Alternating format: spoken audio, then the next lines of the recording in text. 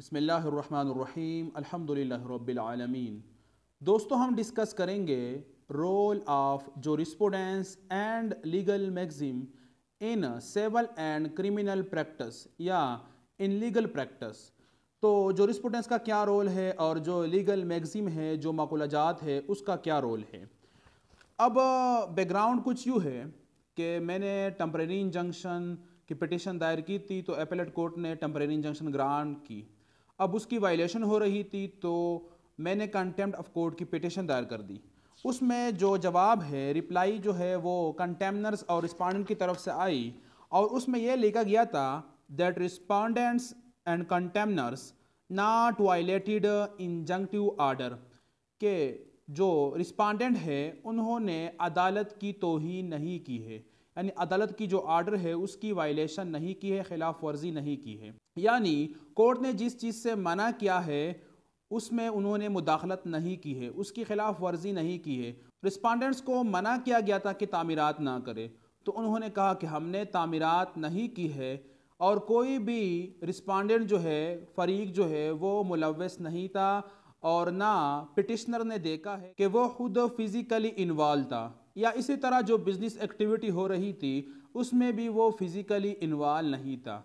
तो इसके मुतल्लिक हमने जवाब इस तरह ढूंढ लिया कि जूरिस्प्रूडेंस में एक कंसेप्ट है, पोजेशन की तकसीम होती है, काइंड्स होते हैं।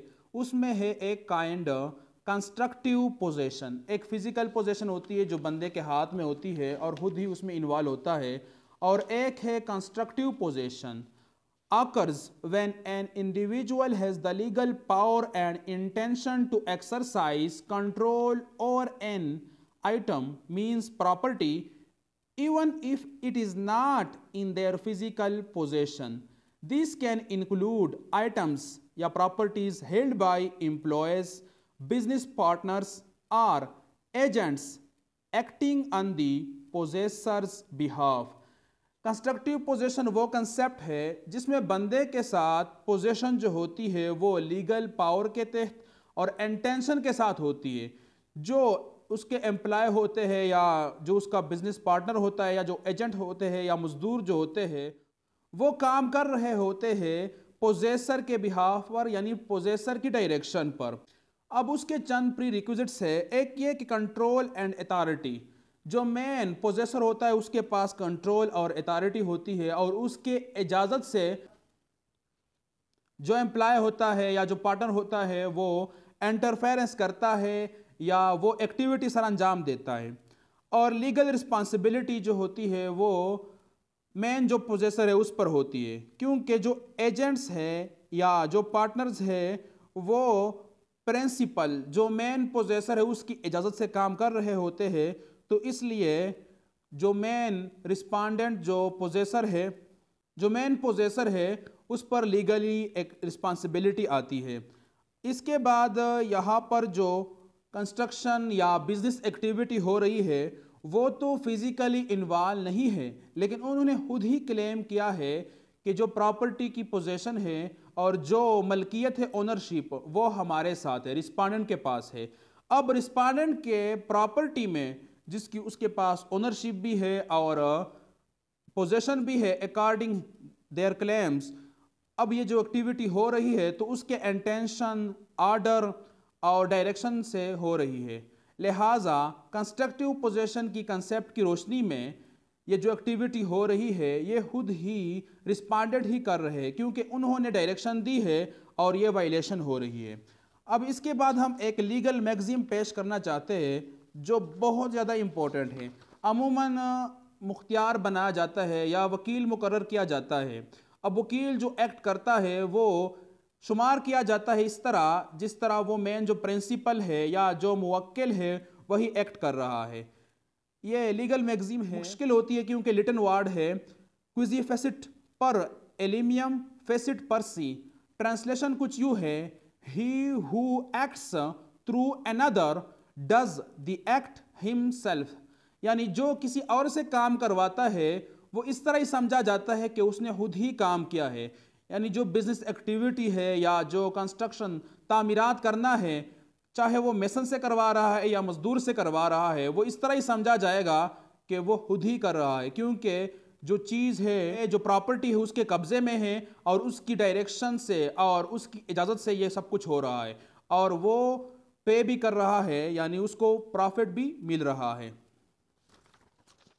नेक्स्ट क्वेश्चन जो है वो जो पेश आया वो ये था कि बेलफ के रिपोर्ट में तस्वीर ली गई थी मुतदाविया प्रॉपर्टी से और उसमें लोडेड जो ट्रक वगैरह लॉन्ग व्हीकल होते हैं वो मौजूद थे और अनलोडेड कोल भी ज़मीन पर पड़ा था, यानी बिजनेस एक्टिविटी हुई थी या तामीरात हुए थे। तो उन्होंने कहा कि हमने तो किया ही नहीं है, कोई गवाह है, कोई विटनेस है कि हमने ये काम किया है। अब अरबी में बोला जाता है कराइन। कराइन उस चीज़ को कहते हैं कि जिस पर फैसला किया जाता है और वही बहुत वाज़ेह ही एविडेंस होती है, प्रूफ होती है।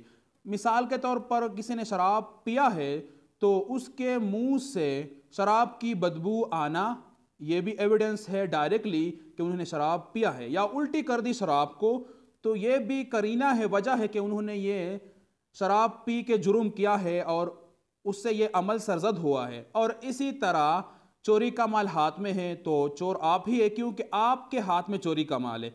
और इसी तरह गैर शादीशुदा खातून जो है वो हामला है, यानी पेट में उसका बच्चा है, तो समझा जाएगा कि उसने जना की है क्योंकि ये करीना है और ये एविडेंस है कि ये काम उससे सरजद हुआ है। इसी तरह लीगल मैक्सिम है वो इस तरह है, res ipsa loquitur, which means the thing speaks for itself, कि चीज़ जो है वो खुद बयान हो रही है, वजाहत कर रही है। यानी दीवार बना है, तामीरात हुई है तो इन लोगों ने ही की है जिसके हाथ में कब्जा है। लोडेड कोल है या अनलोडेड कोल है तो वजाहत हो रही है कि बिजनेस एक्टिविटी हुई है, फंक्शन हुआ है, जिस चीज़ से मना किया गया था वो एक्टिविटी सरअंजाम हुई है। लिहाजा कुछ चीज़ें इस तरह होती है कि वो अपने आप को खुद ही बयान करती है। इस तरह हमारे यहाँ पश्तो में एक मकूला मशहूर है, अयान को बयान की कोई ज़रूरत नहीं है, यानी जो आंखों से देखा हुआ हो या खुद अयान वाज़े हो रहा हो, सामने आ रहा हो, उसको बयान करने की कोई ज़रूरत नहीं है, वजाहत की ज़रूरत नहीं है। लिहाजा जो तामीरात हुए हैं, अब तामीरात जब हो गए तो बिजनेस एक्टिविटी या कंस्ट्रक्शन एक्टिविटी सरअंजाम हुई है और अदालत की इंजंक्टिव आर्डर की वायलेशन हुई है, तो ये ऑलरेडी ये चीज़ प्रूफ हो गई। और अमूमन कंपैरिजन ही किया जाता है कि जो अभी का जो प्रेजेंट रिकॉर्ड है और प्रीवियस रिकॉर्ड है उसको कंपेयर किया जाता है कि मुतदाविया प्रॉपर्टी की सिचुएशन क्या थी। तो यहाँ से मालूम हो जाता है कि ये जो क्वेश्चन होते हैं ये लिटिगेशन को लंबा करने के लिए और अदालत की टाइम को ज़ाया करने के लिए किए जाते हैं। बाकी अकल के तराजू पे अगर तोला जाए तो ये क्वेश्चन जो है ये इर्रेलेवेंट है कि हमने अदालत की आर्डर की वायलेशन नहीं की है और ना हम खुद बजाते खुद इस काम में मुलव्वस है और हमने तामीरात नहीं किए हैं। और वाज़े होता है कि तामीरात भी किए हैं, बिजनेस एक्टिविटी भी की है, चाहे इनसेल्फ खुद ही की है या हिमसेल्फ खुद ही की है या थ्रू एजेंट, एम्प्लॉय या बिजनेस पार्टनर ही की है, तो इस तरह ही समझा जाता है कि उन्होंने खुद ही किया है, प्रिंसिपल ने ही किया है जिसने परमिशन दी है, डायरेक्शन दी है।